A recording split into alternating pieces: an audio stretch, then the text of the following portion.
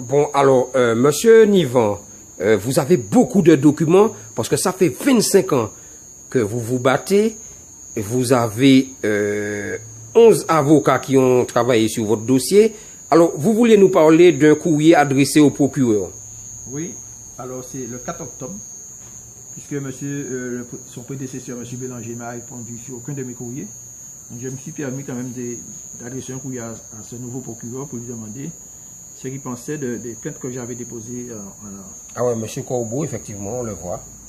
Procureur de la République. M. Héritier Nivan, on le voit effectivement. Alors, M. Nivan, qu'est-ce qu'il a répondu par rapport à ce courrier? Il ne m'a pas répondu. C'est un courrier que vous avez envoyé recommandé, comment? En recommandé. Vous avez l'attestation de... Ah, vous avez le recommandé inscrit dessus. D'accord, effectivement.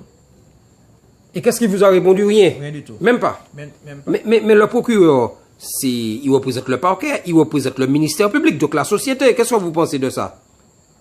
Je pense qu'ils ont quand même des griefs contre moi parce que ils n'aiment pas qu'un justiciable puisse se prétendre à vouloir défendre ses droits au regard de ceux qu'ils ont décidé. Quoi. Ils décident et vous n'avez rien à dire. Pour eux, c'est ça leur logique. Moi, je trouve qu'il est inconcevable. Mais excusez-moi, M. Nivan, on nous dit que la justice est indépendante et impartiale. Ça, c'est dans les manuels. Mais ils ont prêté serment, ce sont des magistrats. Ils ont prêté serment, on ne devient pas magistrat. Comme ça, quand même, M. Nivan. Mais la preuve, elle est là. 25 années, là, nous entamons notre 26e année, on n'a toujours pas de gain de cause. Et surtout que vous avez démontré que la personne avec laquelle vous êtes en conflit, je l'ai vu, hein, nous l'avons vu, oui. Eh bien, cette personne, elle a fait fabriquer 2 prescriptions le même jour, chez le même notaire, avec les mêmes témoins, dont l'un n'était même pas né. C'est ça, M. Nivan? Voilà. Et le pire, c'est celui qui n'était pas né que le juge retient. Oui, le juge retient, celui. Et c'est un magistrat qui fait ça, M. Nivan. Oui, et il était conseiller aussi de la mise en état. Ça veut dire qu'il connaît le dossier, le magistrat. C'est incroyable, ça. Mais M. Nivan, parlez-nous un peu des politiques. Je pense que vous avez rencontré des responsables politiques dans le département. Que pensez-vous de... Comment vous expliquez que les politiques ferment les yeux alors que certains s'approprient la terre en Martinique avec des moyens que nous venons de voir? Comment vous expliquez ça?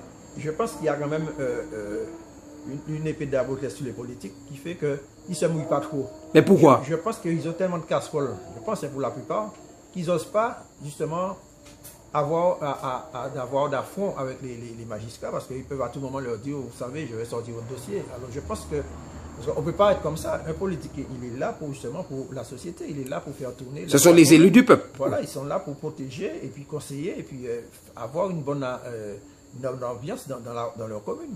Donc le fait qu'ils ne se mouillent pas ou qu'ils participent même à ces méfaits. Ah bon, qu'ils participent? Mais je vous dis, M. Larcher ne s'est pas gêné. Il a donné la... Attendez, excusez-moi, vous dites M. Larcher. Quel Larcher? Parce qu'il y a Serge Larcher et Eugène Larcher. M. Eugène Larcher a attribué un permis de construire en 2005, alors que nous avons adressé un courrier à ce monsieur pour lui dire qu'on ne dit pas d'accord pour donner quoi que ce soit à cette dame, parce que nous avons vu qu'il a un projet de permis. Il est passé outre et il a quand même donné le permis de construire.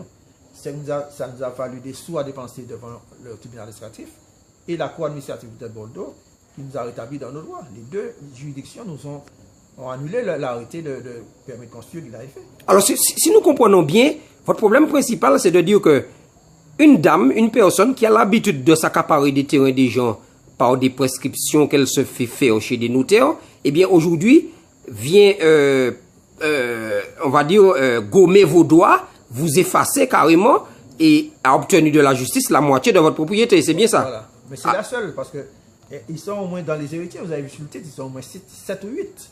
Et c'est la seule. Parce que lorsqu'ils ont été déboutés en 99 sur la première parcelle qu'ils avaient volée, aucun de ses frères... Excusez-moi, M. Nivan, vous parlez de vol, hein? Oui, parce que c'est un mot fort. C'est un vol, parce que le fait que vous êtes approprié d'une propriété et qu'on vous démontre votre titre de propriété et que vous expulse, pour moi, c'est un vol. C'est très clair, c'est un vol. Ils n'étaient pas là de gaieté de cœur sur la propriété du voisin. Alors, mais M. Nivan, vous avez expliqué beaucoup de choses, mais comment vous expliquez que la France, qui donne des leçons de démocratie partout à travers le monde, qui dit qu'elle est la patrie des droits de l'homme, comment se fait-il que votre cause ne soit pas entendue après 25 ans? C'est ça qu'on ne comprend pas.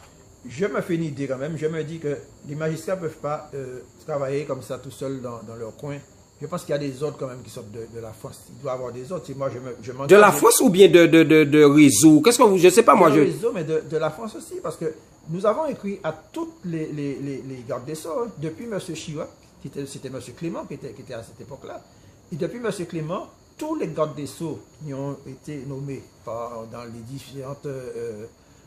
les différents mandats présidentiels, nous avons adressé un courrier à chaque garde des Sceaux.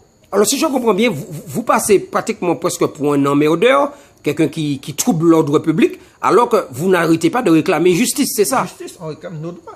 Mais ils sont là.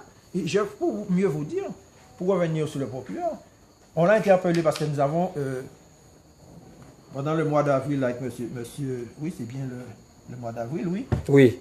Avec le collectif Justice Intervolée, devant la cour d'appel, nous avons interpellé le monsieur Corbeau, qui passait là justement, c'est une réunion à la cour d'appel.